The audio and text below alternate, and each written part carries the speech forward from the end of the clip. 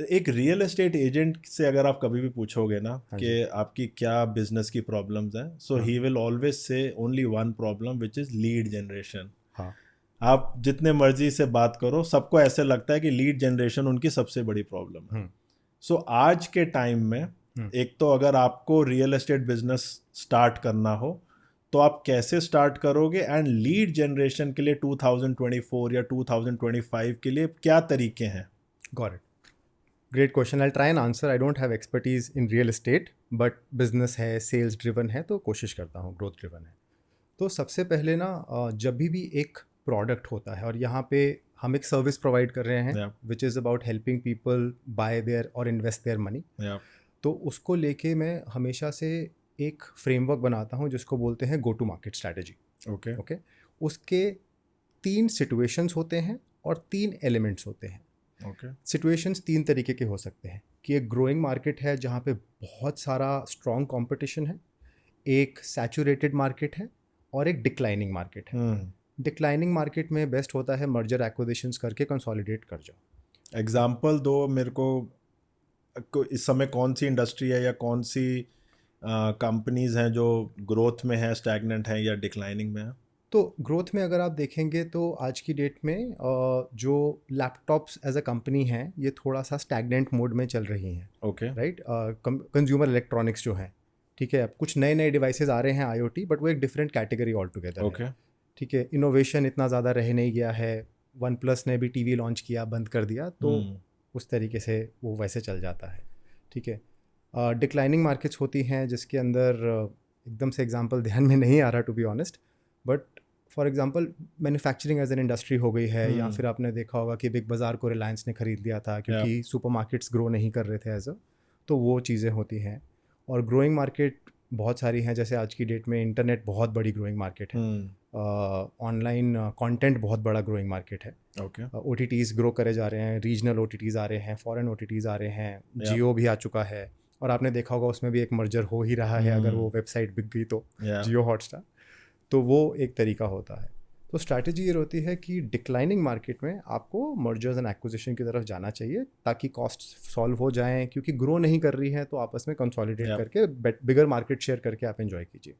जो stagnant markets होती हैं उसके अंदर बेस्ट ये होता है कि अपने कॉस्ट को कम कर लीजिए ताकि आप अपने बिजनेस की प्रॉफिटेबिलिटी बढ़ा सकें। और जो ग्रोइंग मार्केट होती है जहाँ पे कंपटीशन होता है वहाँ पे आपको इनोवेटिवनेस लानी पड़ती है। तो एक बहुत अच्छा एग्जांपल एक्चुअली एप्पल का है। तो जब एप्पल लैपटॉप बेचना स्टार्ट कर रहा था, personal computing was a very high growing market. घर में लैपटॉप्स, विंडोज़, IBM ऐसी कंपनीज डिसरप्ट कर रहे थे और ये बड़े प्लेयर्स थे। तो एप्पल ने एक स्ट्रैटेजी अपनाई थी उस टाइम पे कि हम एक यूज़र को पकड़ेंगे और उस यूज़र के लिए बेस्ट लैपटॉप बना देंगे। ओके ठीक है, जो इतने सारे यूज़र्स हैं, स्टूडेंट्स हैं, क्रिएटिव पीपल हैं, फाइनेंस पीपल हैं जो एक्सेल बहुत ज़्यादा यूज़ करते हैं, ऐसे बहुत सारे लोग हैं जो कि लैपटॉप यूज़ करते हैं, वर्किंग प्रोफेशनल्स हैं, अलग अलग तरीके की प्रोफाइल्स होते हैं, उनके अलग अलग तरीके के यूज़ केस होते हैं। ओके तो उन्होंने सोचा कि हम जो क्रिएटर्स हैं उनके लिए बेस्ट लैपटॉप बनाएंगे, ओके उनकी डेप्थ में जाएंगे। उसके बाद उन्होंने फिर वो मार्केट कैप्चर करा, फिर उन्होंने बोला स्टूडेंट्स के लिए बनाते हैं। ओके तो पतले बनाएंगे, स्लीक बनाएंगे, फॉन्ट अच्छा बनाएंगे, उसके अंदर थोड़ा सा सोशल वैलिडेशन और ब्रांड लेके देखने में भी आएंगे, अच्छा होना चाहिए। देखने में अच्छा होना चाहिए। तो उस मार्केट को कैप्चर करेंगे। अर्ली अगर पकड़ लो किसी को at the age of student तो वो लाइफ टाइम फिर लॉयल बन जाते हैं एज अ कस्टमर, और धीरे धीरे करके फिर आपका बेस एक्सपैंड होता रहता है। But what you have done is that you have served one market really well. Okay okay. So lot of times लोग ना इस तरीके से बिजनेस को देखते हैं कि यार ये इतना बड़ा मार्केट है, हम इसके 2% भी बन गए तो मज़ा आ जाएगा। लेकिन मेरा अप्रोच थोड़ा डिफरेंट रहता है। मुझे होता है कि एक नीश पकड़ो और उसमें मतलब डबल डाउन करके ऐसा कुछ कर दो जो और कोई कर ही ना पाए। And because your focus is razor sharp, you will be able to really innovate because you're very close to a very similar set of customers, right? सो और जब हम ग्रोथ इंडस्ट्री की बात करते हैं तो real estate will come under the growth real industry. estate is growing apparently. So That's real what I hear from everyone and you. हाँ, and real estate का जैसे आप डेटा भी देखो, हम भी उस दिन डिस्कस कर रहे थे कि $450 बिलियन करंट मार्केट है, एंड नेक्स्ट 6 years में it's gonna touch 1 trillion. Wow. So real estate is actually a growing market. तो रियल एस्टेट के लिए आपको क्या आपकी स्ट्रैटेजी रहेगी फॉर लीड जनरेशन? तो एक्चुअली लीड जनरेशन अगर ओवरऑल उसको स्ट्रक्चर को देखें तो मुझे लगता है कि जो दूसरे गो टू मार्केट स्ट्रैटेजी का फ्रेमवर्क होता है, एक तो होता है किस मार्केट में आप ऑपरेट कर रहे हो, और जो दूसरा होता है वो 3 बेसिक चीज़ें होती हैं. मैं किस कस्टमर को सर्व कर रहा हूँ, ओके. ठीक है, बेस्ड ऑन हिज प्रॉब्लम और हिज नीड्स. दूसरा कि मेरा हुक क्या है उनके लिए, ऐसा क्या कोर वैल्यू प्रोपोजिशन है जो मैं दे सकता हूँ जो और कोई मार्केट में नहीं दे पा रहा है. और तीसरा मेरा डिस्ट्रीब्यूशन चैनल क्या है, कि मैं उन तक पहुँच कैसे पा रहा हूँ. राइट. तो मुझे लगता है कि आज की डेट में अगर लोगों को ये लगता है कि real estate as an investment जो है उसकी मतलब for example home buyers as a category है, first time home buyer as a category है, friends coming together and wants to make a real estate investment क्योंकि उनके पास एक लमसम आ गया है, वो एक कैटेगरी पकड़ लो तो वो एक यूज़र पर्सोना बन सकता है. उसी तरीके से और भी यूज़र पर्सोनाज बन सकते हैं. तो उस यूज़र पर्सोना को पकड़ के उनके लिए एक वैल्यू प्रॉप क्रिएट करना और फिर उनकी डिस्ट्रीब्यूशन उन तक कहाँ पहुँचना है कि ये लोग मुझे इकट्ठे कहाँ मिलेंगे, ताकि वहाँ जाके मैं इनको कैप्चर कर सकूँ. बट हम रियल एस्टेट एजेंट्स ना इस तरीके से नहीं सोचते जी. हमें ऐसा लगता है कि इट्स अ ब्रॉड मार्केट, तो सारे ही मेरे क्लाइंट हैं. हाँ.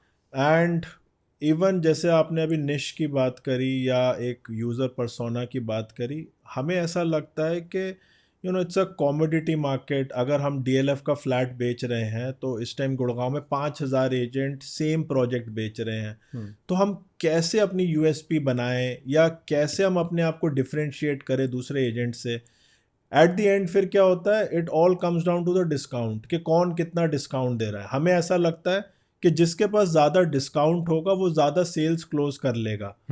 Is that right? या इतनी कॉम्पिटिटिव मार्केट के अंदर आज गुड़गांव में believe me there are more than 15,000 agents. छोटी सी मार्केट है, 15,000 एजेंट्स हैं और प्रोजेक्ट्स लिमिटेड आते हैं, सबके सबको वही माल बेचना है. तो इतनी कॉम्पिटिटिव मार्केट में हाउ डू वी डिफरेंशिएट, एक दूसरे से कैसे हम अलग हो सकते हैं? एक्चुअली वही है कि इतनी कॉम्पिटिटिव है कि एवरीवन इज वेरी सिमिलर. सो जहाँ पे ज़्यादा होते हैं वहीं पे स्टैंड आउट करना पड़ता है. और स्टैंड आउट लोग स्पेशलिटी से ही कर पाते हैं. और इसीलिए ये आइडेंटिफाई करना बहुत ज़रूरी है कि यार इन सब में इतने सारे कस्टमर्स, इतने से प्रोजेक्ट्स और इतने सारे एजेंट्स, तो हर कोई सेम ही लग रहा है. तो इसमें से कौन सा एक पाए मैं आइडेंटिफाई कर सकता हूँ कि यार ये मुझे लग रहा है एक अच्छा पाए है और ये मुझे लगता है कि मैं बेटर सर्व कर सकता हूँ, और इसकी मैं डबल डाउन करता हूँ फ्रॉम अ स्ट्रैटेजी पर्सपेक्टिव कि मैं इनके पास जाऊँगा. ओके. ठीक है. एक मैं बड़ा अच्छा अभी एक रियलिटी शो देख रहा था जिसका नाम है वो सलीम जावेद स्टोरी. ओके. तो उन्होंने बड़ी अच्छी बात बोली थी उसमें. उन्होंने कहा था कि जब उनके पास लोग आ रहे थे कि लिख दो, ये कर दो, तो वो मना करते थे. तो उन्होंने पूछा कि मना क्यों करते थे. उन्होंने बोला कि ना बोलने के पैसे मिलते हैं. ठीक है. सो मैं पर्सनली अगेन प्रॉब्लम सॉल्वर हूँ, तो मुझे हमेशा ये होता है कि फोकस इज़ हेल्पफुल. और जो आप बातें करते हैं हम वैसे भी कि लीड प्रॉब्लम है, वो लीड इसलिए प्रॉब्लम है क्योंकि आप अपने कस्टमर को समझ नहीं पा रहे हो, क्योंकि आप हर किसी को केटर कर रहे हो, तो आपका उन तक पहुँचने का तरीका ही इतना डेप्थ वाला नहीं है, इसीलिए लीड्स नहीं आ रही. अगर मैं बोलूं कि ये सेट है, इन तक पहुंचो, तो फिर आपका डिस्ट्रीब्यूशन और हुक चेंज हो जाएगा. वरना तो हर कोई यही चीज़ बोल रहा है कि आइए ले लीजिए, मैं बेस्ट डील दिला दूंगा, लेकिन ये मैसेज कॉमन है. राइट. तो उसी तरीके से अगर आप बोलें कि ये लोग, इनको ये बोला जाए और यहाँ तक ऐसे पहुँचा जाए, ये बहुत ज़्यादा हेल्प करेगा. और मैं ये नहीं कह रहा यहाँ पे रुक जाइए, आप मल्टीपल यूज़र पर्सोनास भी बना सकते हैं. ठीक है. उनका हुक अलग होगा और उनकी डिस्ट्रीब्यूशन अलग होगी, क्योंकि लीड्स ना, ये हर मैं B2B बिजनेसेस काफ़ी देखे हैं, हर किसी को लगता है कि लीड ला दो. ठीक है.